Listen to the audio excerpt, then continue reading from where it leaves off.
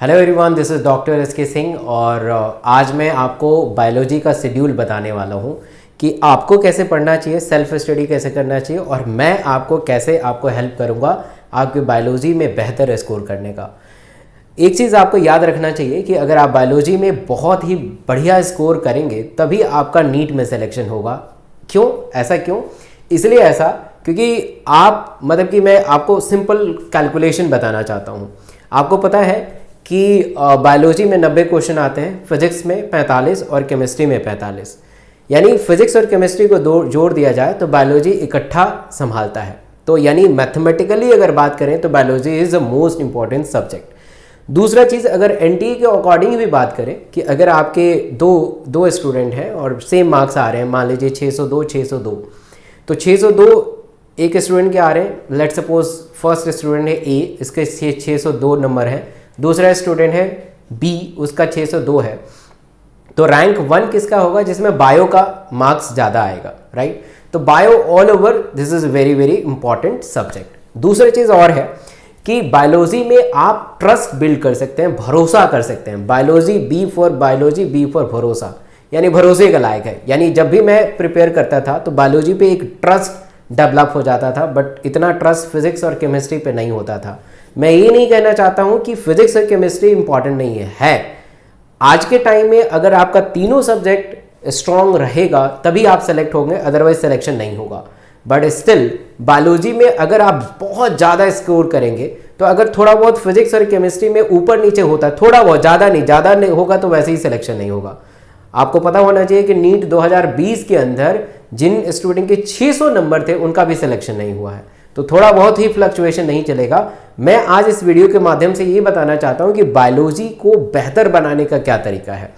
पहला चीज़ कि हम बात करेंगे सेल्फ स्टडी और दूसरी चीज़ बात करेंगे कि मैं आपको कैसे इंप्रूव करूंगा।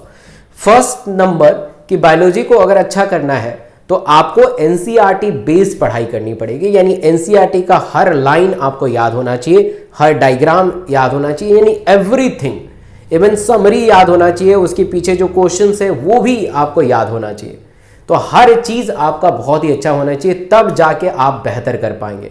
बहुत सारे लोग कहते हैं कि बायोलॉजी से सिर्फ 80 से 90% क्वेश्चन एनसीईआरटी से आते हैं। यानी एनसीईआरटी से करीब 80 से 90% क्वेश्चन आते हैं, करीब 10 से 20% क्वेश्चन बाहर से आते हैं। तो बाहर से कहाँ से आते हैं? मुझे पढ़ाते हुए 10 साल हो गए, नहीं पता है अभी तक। और मैं दावे के साथ कहना चाहता हूँ कि इंडिया के अंदर जितने भी टीचर हैं उनको नहीं पता होगा कि 10 से 20% क्वेश्चन कहाँ से आते हैं। सिर्फ एक ही व्यक्ति को पता होगा जो एनटीए का पेपर सेट करता होगा। तो इसलिए वो 10 से 20% के क्वेश्चन के चक्कर में अपने 80 से 90% जो बहुत बल्क है, जो बहुत ज़्यादा इंपॉर्टेंट है और जिससे ज़्यादा मार्क्स ऑब्टेन करेंगे, वो आप लीव कर चुके होंगे। इसलिए आप उस पर ध्यान रखिए, इस पे मैं बात करूंगा कि 10 से 20% क्वेश्चन कैसे उसको भी हैंडल करना है, क्योंकि बायोलॉजी में मैक्सिमम आपको मार्क्स चाहिए। तो सेल्फ स्टडी में आपको बायोलॉजी का एनसीईआरटी ही आपका माई बाप सब चीज़ है, बहन भाई गर्लफ्रेंड वर्लफ्रेंड सब चीज़ है। यानी एनसीईआरटी अगर आपने पढ़ दिया तो लाइफ बिकम झिंगा लाला, लाइफ बढ़िया हो सकती है। दूसरा चीज़ ये है कि आप प्रतिदिन कम से कम बायो को 4 घंटा देना ही पड़ेगा।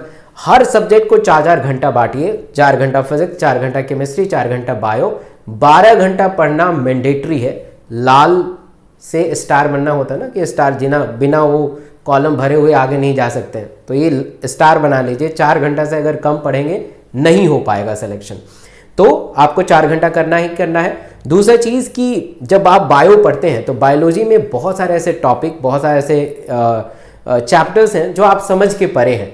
इसमें मैं आपको हेल्प करूंगा। मैं अनअकैडमी पे हर दिन सुबह 9 बजे और शाम को 8 बजे पढ़ाता हूं, जहां पे मैंने रिवीजन सीरीज स्टार्ट किया है। आप आइए, वहां पे आपका कंसेप्ट क्लियर होगा। और जो मैं बता रहा था 10 से 20% जो क्वेश्चन बाहर से आते हैं उसमें भी मेरे क्लास में कवर करने की मैं कोशिश करूंगा।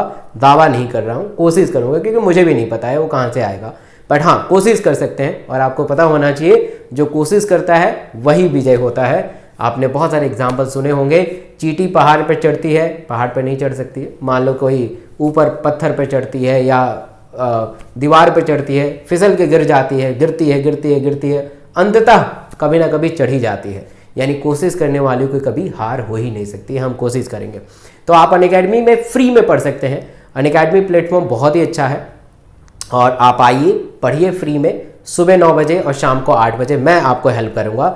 दूसरा चीज़ कि मेरा यूट्यूब चैनल डॉक्टर एस के सिंह, उसमें समर्पण सीरीज़ है, उसमें ह्यूमन फिजियोलॉजी में बहुत ही डिटेल में पढ़ा रहा हूँ, राइट, डिटेल में पढ़ा रहा हूँ। तो ह्यूमन फिजियोलॉजी को मजबूत बनाएंगे 5:30 बजे प्रतिदिन, उसमें आप आके पढ़ सकते हैं। और अनअकैडमी पे रिवीजन सीरीज चल रहा है, वहाँ पे तो पूरा ही पूरा करेंगे।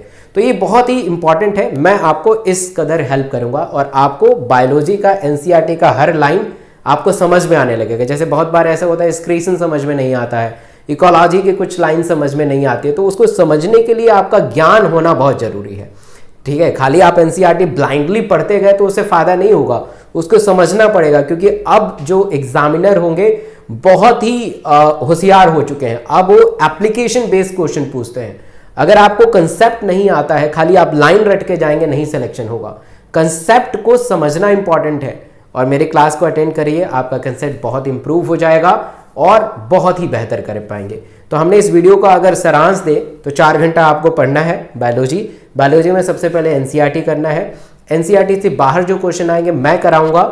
मैं प्रतिदिन सुबह 9 बजे और शाम को 8 बजे अनअकैडमी पे पढ़ाता हूँ। इसके अलावा मेरा यूट्यूब चैनल डॉक्टर एस के सिंह, जहाँ पे 5:30 बजे से 6 बजे तक ह्यूमन फिजियोलॉजी होगा, उसमें सारा चीज़ करेंगे। इसमें मैंने PYQ सीरीज़ भी लॉन्च किया है, तो आप अल्टीमेटली कर सकते हैं। इस वीडियो के डिस्क्रिप्शन बॉक्स में मैंने लिंक भेजा है अनअकैडमी का, मेरा प्रोफाइल है, उससे लिंक कर लीजिए ताकि आपको नोटिफिकेशन आता रहे और आप उससे वंचित ना रहे।